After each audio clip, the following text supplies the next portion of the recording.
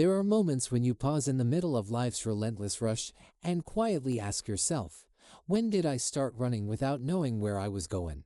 We often believe that transformation must come from dramatic changes or bold, life-altering decisions.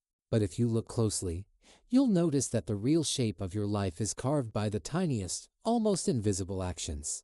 A quick reminder to yourself saying, "I'm okay," a single deep breath between stressful meetings, or the courage to say no to something that overwhelms you. These small moments rarely get credit, yet they quietly form the foundation of true peace. Modern life has taught us to think of self-care as expensive vacations, luxury spa treatments, or week-long meditation retreats. But if that's the case, how can ordinary people with limited time and endless responsibilities ever find balance? The truth is, most of our exhaustion doesn't come from the lack of indulgence. It comes from losing touch with the simple, daily habits that nurture the soul. And to reclaim them, we don't need to turn life upside down. What we need are small, consistent steps that fit into our real, messy, everyday existence. The joy you experience in life is shaped by the nature of your inner dialogue. Marcus Aurelius quietly reminded himself of this nearly 2 millennia ago. But those words strike differently when you're staring at your reflection at 3 a.m., asking yourself who you've become. You felt that, haven't you? That sudden awareness that something shifted. When did I stop looking after myself? When did self-care turn into this towering, unreachable thing that seems to require luxury treatments, faraway retreats, and more time than I can spare? The reality is this: we've misunderstood what self-care really is. True change doesn't stem from bold moves. It's born in the smallest, often overlooked instance. The Stoics understood this deeply. They knew that becoming someone new doesn't happen with sweeping change. It happens through tiny, consistent patterns that build like compound interest in your emotional reserves. Imagine a stream carving out rock, not with pressure, but with quiet persistence. That's what these 5 micro-rituals will do over 6 months. They'll shape you quietly, yet profoundly, until someone looks at you and says, "What changed?" And you'll know it wasn't some grand overhaul. It was 5 simple actions, done every single day. The beauty of Stoic self-care lies in its elegance. Marcus, Epictetus, and Seneca weren't lounging in marble baths. They were leading, teaching, exiled, enduring, busy, burdened people. But they designed small, repeatable practices that fused with their routines, transforming them into engines of resilience. Here's where most go wrong. They assume self-care is about adding more tasks. But the Stoic path is the opposite. It's subtractive. It clears the mind's clutter, removes emotional weight, and replaces draining behaviors with life-giving ones. It's about finding sanctuary within your existing reality. This isn't some recycled advice to drink more water or sleep 8 hours. Of course, those help. But they're surface solutions. What I'm about to offer goes underneath. These practices address the root of your disconnection, why you feel burnt out, and why transformation feels so far away. Each one is under 5 minutes. They cost nothing. You can do them anywhere unnoticed, but together they trigger a tidal shift in every part of your life. When Epictetus said, "No one can hurt you without your permission," he wasn't only referring to outside forces. He meant the ways we injure ourselves through neglect, overextension, and forgetting that we matter too. These micro-rituals are your permission slip to start mattering again. You're not broken. You don't need fixing. You just need to recalibrate. Like a guitar that's slightly off-key, still beautiful, still playable, just needing a tune. The person you long to become is already present. These habits don't invent someone new. They uncover the version of you that's buried beneath burnout, anxiety, and overgiving. They are like archaeologists' tools gently sweeping away dust to uncover a masterpiece. So here's what we're going to do. We're going to start microscopic, so small your brain won't resist, so manageable that even on your lowest days, you'll still show up for yourself. And slowly, decision by decision, you'll evolve into someone unrecognizable to the version of you who was too exhausted, too busy, too buried to care for themselves. Before we dive in, tap that like button, pass this video on to someone who needs this, and subscribe. If you want grounded Stoic insight that works in everyday life and whatever you do, don't skip ahead. Lock in the mindset by typing this below. I create massive transformation one day at a time. Ready? Let's start your revolution. Habit No. 1. The 2-minute morning mind sweep. Your strength lies in controlling your mind, not what surrounds it. Embrace this, and strength is yours. Marcus Aurelius penned this privately, never meaning for it to be seen. But centuries later, we still return to those words, needing them. Your thoughts don't wake up clean. That's not your fault. During sleep, your brain processes old stress, future fears, and bizarre dreams about high school math teachers. The moment your eyes open, the mental static starts. What's for breakfast? Did I send that text? Why did I say that thing at dinner last week? What if today's meeting derails? That's the moment most people reach for their phone, hoping social media will bring order. It doesn't. It just compounds the noise, like tossing more clutter into an already messy room. The first small practice that will alter your life is what I call the morning mind sweep. Before you check your phone, brush your teeth, or start anything, sit on the edge of your bed and do this one thing. Observe your thoughts without judging them. Here's how. Set a timer for 2 minutes. You can close your eyes or just gaze downward. Picture your thoughts as clouds floating across the sky of your awareness. You don't chase them, fight them, or analyze them. You notice there's the nervousness about today's meeting, there's a flicker of anticipation about dinner, there's that tune playing on repeat, there's the concern for your sister. The Stoics had a term for this sustained awareness of the present and what lies within our command. Epic teachers taught that we're disturbed not by events, but by how we view them. This practice helps you learn that distinction between thoughts you have and meanings you give. And no, this isn't meditation in the strict sense. You're not aiming for bliss or emptiness. You're simply taking stock, like a store owner checking shelves before unlocking the door. That's what makes it doable even if you've never meditated a day in your life. Most self-care routines fail because they ask you to be someone you're not. This one works because it embraces whoever you are in whatever state you wake up. Tired, fine. Overwhelmed, still okay. Angry, welcome that too. The value isn't in changing what you feel, it's in meeting those feelings differently. Within a week, you'll notice recurring patterns. Oh, I always wake anxious on Mondays. That tightness in my chest comes when I haven't spoken to my dad. That low sadness lingers when a project ends. You don't need to fix these things in those 2 minutes. You're just collecting data. By week 2, something remarkable happens. When tension hits later in the day, a pause opens up, and you remember this is just a thought cloud. You stop reacting, you begin choosing your state, and the effects are profound. Conversations improve because you're not bringing mental static into every interaction. Focus deepens because you're beginning with clarity. Self-kindness grows because you're practicing non-judgment toward your own mind. The best part, you can do this anywhere. Waiting in line. 2-minute sweep. Before a hard talk. Mind sweep. Feeling overwhelmed. Mind sweep. This is what Seneca meant by the discipline of desire. Wanting what you already have, being with what is, while still striving for what could be. This isn't about pretending everything's fine.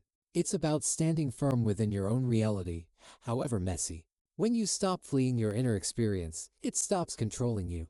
Someone who practices this daily for a month becomes fundamentally different from who they were. They navigate the day with steady presence, not mental chaos. They trust themselves to handle whatever rises. Speak this into being now. I greet my thoughts with curiosity, not fear. Have it know. 2. The gratitude archaeology died. Each fresh start is born from the ending of something else. Seneca grasped that transformation isn't about stockpiling more good things. It's about unearthing the value that's already there, obscured by routine and expectation. The issue with typical gratitude habits. They're vague and repetitive. I'm thankful for my family, my home, my health. Sure, those matter, but after a few repetitions, your brain checks out. It's like replying fine when someone asks how you're doing. Technically true, but void of depth. The second daily ritual that will reshape you is something I call gratitude archaeology. Instead of skating across the surface of obvious positives, you'll dig into the overlooked gems hiding beneath your day. Here's how to do it. At some point, any point during your day, when it crosses your mind, become a kind of investigator. You're looking for one precise moment that went well. But here's the catch, it can't be big or expected. You're on a quest for subtle victories, fleeting kindnesses, or quiet wins that normally pass unnoticed. Maybe it's how your coffee came out just right without you needing to say anything. Maybe it's how your reflexes guided you out of the way when that cyclist passed too closely. Maybe it's remembering to water your plants or finding your keys on the first try, or catching the elevator without waiting. The Stoics practiced what they called the discipline of perspective, teaching themselves to see reality unfiltered by their fears or assumptions. We, on the other hand, are conditioned to scan for faults, dangers, and problems to solve.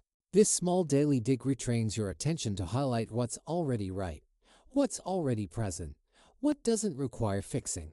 And here's where it deepens. Once you've found your overlooked moment, don't stop at "I'm grateful for this." Become curious. What about it made it stand out? Why did it stick with you? Who else made this moment possible? This is where gratitude becomes more than a list. Take that perfect coffee somewhere. A farmer tended those beans, likely on the other side of the world. Someone and roasted them, packaged them, shipped them. A worker received them, stocked them, trained someone to brew them. The barista pressed the right button. The person ahead of you kept the line moving. Your tongue registered the flavor. Your nerves delivered the pleasure. Your brain interpreted the experience. Suddenly, this one small moment becomes an intricate dance of effort, collaboration, and grace. You're no longer just grateful for a drink. You're astonished by the web of lives and systems that gave you that moment. Practicing this doesn't just feel good. It rewires your brain. Neuroscience calls this neuroplasticity, the ability of your brain to forge new pathways. Each time you seek out micro moments of value, you strengthen the circuits associated with joy, appreciation, and presence. And then something shifts. Around 2 weeks in, you stop needing to dig. These moments start leaping out at you. Your mind becomes attuned to goodness in real time. You notice the breeze hitting your skin, the cashier's unexpected smile, the way someone held the door a bit longer. You become a magnet for moments that were always there, now illuminated by your trained awareness. And this awareness spills into how you treat others. Once you're used to spotting subtle kindness, you naturally start offering it. You become more patient, more present, more generous. Not out of duty, but because your eyes have been opened. This isn't about ignoring hardship. Stoic gratitude isn't fragile. It's robust. It's not about pretending everything's rosy. It's about forging such a grounded sense of abundance that even difficulty can't shake it. When you truly believe not just in theory, but in your cells that life is full of hidden blessings, you become steady. The kind of steady that draws people in. Not because you're faking positivity, but because you're rooted in a deeper truth. You see beauty where others see boredom. You find value where others find void. You carry a calm glow, not because life's easy, but because you've trained your vision to catch the sacred in the simple. Your outlook shapes your life far more than your circumstances ever will. When you change what you focus on, you change what's possible. This habit takes under 3 minutes, costs nothing, but it changes your internal narrative. The story you tell about what kind of world you're living in signals your commitment to this way of seeing. Comment this truth: I'm a treasure hunter in my own life. Habit No. 3. The Energy Audit Moment. Marcus Aurelius once wrote, "What shocks me is this: we all cherish our own being more than others, yet we let their views weigh heavier than our own." That observation captures something most people feel but rarely say aloud. We're constantly pouring our life force into people, habits, and thoughts that exhaust us instead of fueling us. Think about your smartphone. If your battery keeps draining too quickly, you don't just accept it and carry a power bank everywhere. You check which apps are running in the background. You shut them down. You optimize settings. You do whatever it takes to preserve energy for what actually matters. Now ask yourself, when was the last time you ran an energy check on your life? The third micro ritual that will quietly reshape your identity is what I call the energy audit moment. Just once per day, you're going to pause and ask a powerful, simple question: am I being charged or drained right now? Then, and this is key, you'll act based on what you discover, as if your well-being truly depends on it. Because it does. Here's how it works. Set a random alarm during the day, or connect this habit to a regular event: opening the fridge, finishing a call, washing your hands. When the moment comes, stop briefly and tune in, not your thoughts, your physical sensations. Are your shoulders tight? Is your breathing shallow? Is your chest tense or open, jaw clenched or loose? These aren't just surface-level signs. Your body is broadcasting whether the current situation is filling your tank or draining it. The Stoics knew our time, attention, and energy were limited and sacred. Epic teachers reminded their students that real wealth comes not from amassing things, but from minimizing unnecessary wants. That wisdom applies to energy too. It's not about having endless stamina. It's about guarding the vitality you already possess. Most people coast through life unaware of their daily energy leaks. They only notice once burnout hits, but by then they're already depleted. And decisions made from exhaustion usually lead to more depletion. It's like trying to read a map once you're already lost. During your energy audit, you're not just becoming aware, you're choosing. If you realize you're drained, you've got three options. Change the situation, shift how you're engaging with it, or step away completely. The point is to respond right then, not later. Later rarely comes. Maybe you notice you're doom scrolling and feeling worse. Close the app. Maybe you're stuck in a draining conversation that's looping. Kindly change the topic or excuse yourself. Maybe your muscles are tense from an earlier disagreement. Take 3 deliberate breaths and let that tension go. This isn't about running from every challenge or becoming self-centered. It's about cultivating what psychologists call emotional granularity, the ability to tell different types of discomfort apart. Some discomfort means growth, stretching, meaningful effort. That's the kind that energizes you. Other kinds leave you feeling hollow from situations that give nothing back, connections that deplete you, thoughts that spiral endlessly. The energy audit helps you tell which is which. You learn the difference between good exhaustion, the kind that follows using your gifts, and bad exhaustion, the kind that comes from betraying yourself repeatedly, between productive difficulty and people-pleasing fatigue, between nourishing solitude and isolating shutdown. Do this consistently, and you develop what I call energy intuition. You begin to feel energy shifts before they snowball. You catch yourself before saying yes to something that will drain you. You recognize who and what restores you, and you start building your schedule around those things. This habit becomes your invisible force field, not hard and defensive, but wise and adaptive. You become like a skilled farmer who knows the difference between soil that gives life and soil that stunts growth. People who protect their energy stand out, not because they're always upbeat, but because they have energy for what matters. They're present because they're not fragmented. They show up fully because they haven't bled themselves dry. Your energy is your essence. How you use it defines not only what you achieve but who you become. This one tiny ritual ensures you're investing in vitality, not draining it. It helps you choose relationships that multiply your power, not divide it. If you're ready to live like this, write it now in the comments. I protect my energy like the precious resource it is. Have it know. 4. The compassion reset breath. Be gentle. The saying goes, everyone you meet carries a hidden struggle. Though often credited to Plato, this idea now finds support in modern brain science.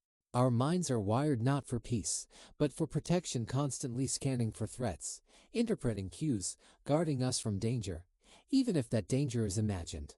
And ironically, the person we treat most harshly isn't someone else, it's ourselves. Spend 5 minutes listening to your inner monologue. Notice what it says. When you mess up, when you're behind, when you fall short, would you speak that way to someone you care about? Would you speak that way to anyone at all? Most of us have an inner voice that could rival a drill sergeant, stern, sharp, and merciless. The 4th micro practice that will quietly change who you are is something I call the compassion reset breath. Its purpose is to interrupt the background soundtrack of self-criticism and replace it with a brief but powerful moment of kindness directed inward. Here's how it works. When you catch that inner voice in attack mode, and it will happen often, you stop for a single intentional breath and silently remind yourself, I'm doing the best I can with what I know right now. That's it.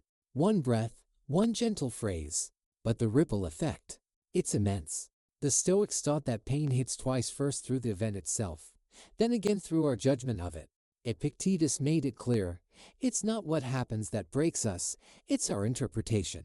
Yet we rarely pause long enough to notice that second hit. We spill coffee and immediately label ourselves clumsy. We forget a name and instantly declare ourselves socially inept. We feel anxious and then shame ourselves for feeling anxious. This is what psychologists call the second arrow. The first arrow is the event. The second is the one we shoot at ourselves. The compassion reset breath stops that second arrow from landing. This isn't the same as a pep talk or an affirmation. You're not trying to convince yourself that you're flawless or that your mistakes don't matter. You're simply naming the truth. You're acting from your current level of awareness, skill, and capacity. That's not resignation. It's the starting point for growth. Think back to when you learned how to walk. You stumbled hundreds of times. Did you shame yourself for it? Of course not. There was no judgment, no inner critic, just learning through repetition. That same spirit of non-judgment is what the compassion reset breath invites back into your life.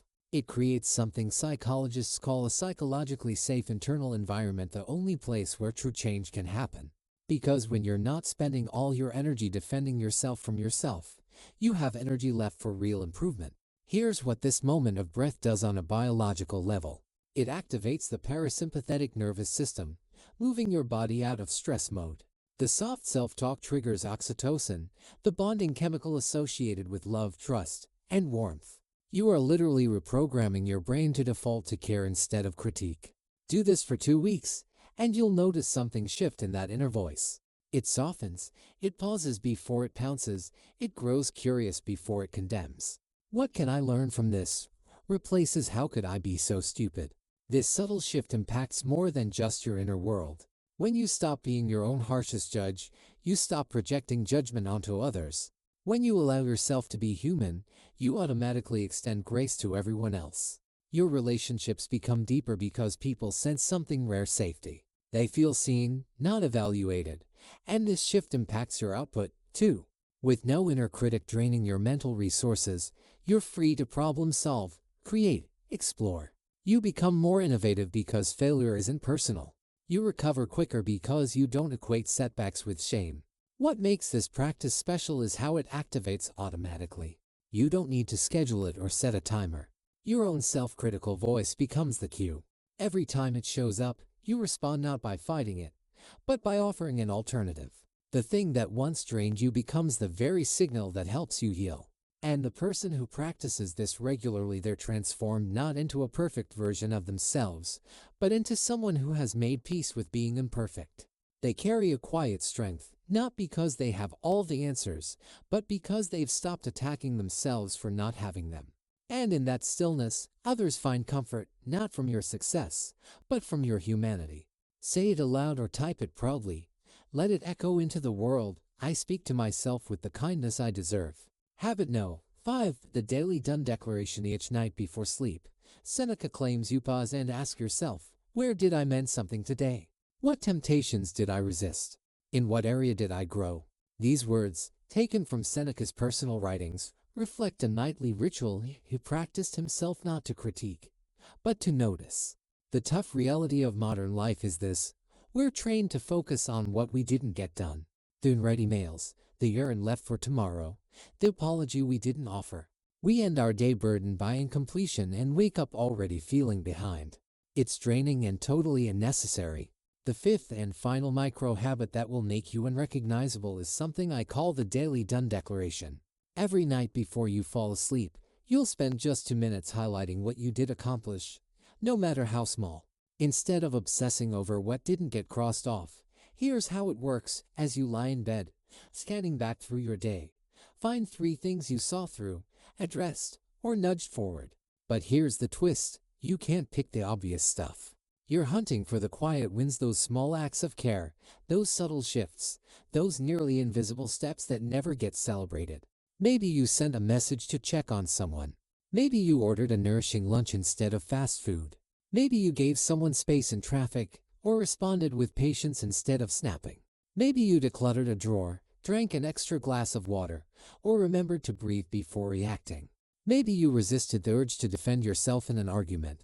Maybe you gave your dog an extra scratch behind the ears. The Stoics called this nightly process evening review, but many people get it wrong. They turn it into a moral report card, grading themselves on their flaws. Real Stoic reflection is something else entirely. It's about seeing clearly, noticing the truth, especially the good parts, so you can do more of that tomorrow. Seneca understood what hustle culture has forgotten: finishing matters more than perfecting. When you make a habit of honoring what you've actually done, you create something powerful, what psychologists call momentum of completion. You begin to perceive yourself as someone who follows through, someone who shows up, someone reliable especially to yourself. This daily reflection even reshapes your brain. It fine-tunes your reticular activating system, the part responsible for directing your attention. When you make a habit, by recognizing what you actually completed, your mind begins tuning itself to notice more chances for small wins throughout the day. You start spotting progress where before you only saw pressure. Most people fall asleep haunted by the endless tasks left undone, grading themselves against unrealistic productivity standards. But real accomplishment isn't about finishing everything.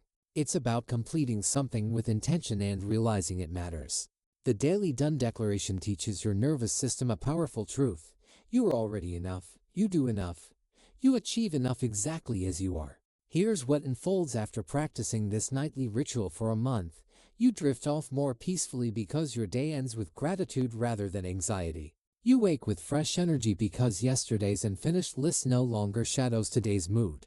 You feel more motivated because you've learned to honor even the smallest actions and your own opinion becomes the one that counts most. This habit reshapes your relationships as well. Once you get used to noticing your quiet victories, you begin recognizing them in other people too. You call out what they got right rather than what they missed. You celebrate effort instead of criticizing results. And that makes you magnetic to be around. Why? Because everyone longs to feel seen and appreciated even for the smallest things. And no, this isn't permission to coast or lower your standards. It's about understanding that lasting growth comes not from constant self-criticism but from steady acknowledgement of tiny steps that compound over time. When you feel truly valued, even by yourself, you naturally want to keep showing up. The Daily Done Declaration retrains your brain to view each day not as a frantic race to finish everything, but as a landscape filled with opportunities to contribute, to care, to act. Even in small doses, that perspective shifts everything. You stop viewing life as an endless list of demands. You start seeing it as a series of chances to make a difference. You stop fixating on what's missing. You start noticing what's already working. The person who commits to this practice for 30 days develops a deep sense of inner contentment, not because life becomes perfect, but because they've trained themselves to uncover beauty in the middle of imperfection. They don't impress others with titles or trophies, they inspire them by finding meaning in the ordinary. Your life already contains countless hidden wins, your days overflow with unnoticed efforts. This ritual simply teaches you to recognize them. Seal this new perspective by saying it out loud or posting it below. I honor the progress I make every single day. An old proverb says, the best time to plant a tree was 20 years ago. The next best time is right now. That captures exactly where you stand. You can't rewind the clock and start caring for yourself sooner, but you can begin here today, with these 5 small habits that reshape you from within. Over the next 30 days, here's what will change. Your mornings will feel calmer as the 2-minute mind sweep gives you space between thought and reaction. Your days will feel brighter as gratitude archaeology trains you to spot hidden gems in ordinary moments. Your energy will stabilize as you learn to measure and protect it like the treasure is. Your inner critic will soften as the compassion reset breath swaps harshness for understanding. Your nights will feel lighter as the Daily Done Declaration helps you fall asleep aware of what you accomplished. But the true power comes when all 5 habits begin working together. You start catching opportunities for growth that used to pass by unnoticed. You build self-worth rooted not in others' approval but in your own consistent actions. You become someone others admire not for perfection, but for practicing genuine self-respect. And 6 months from now, when someone says, something about you feels different, you'll smile, knowing it wasn't one big dramatic choice. It was 5 tiny, deliberate acts repeated day after day that slowly uncovered the real you. Not by adding anything new, but by clearing away what was never truly part of you. Your transformation begins with this very breath. The version of you you've been waiting for begins the moment you decide to start. Don't wait for the perfect timing. Don't wait for inspiration. Begin small. Begin now. If these shifts resonate with you, share them with someone who needs to hear it. Remember, real change doesn't demand perfection, just consistency. Subscribe for more practical wisdom you can actually use. And above all, remember this, you're not becoming someone else, you're simply uncovering the version of yourself that's been there all along, patiently waiting beneath all the noise.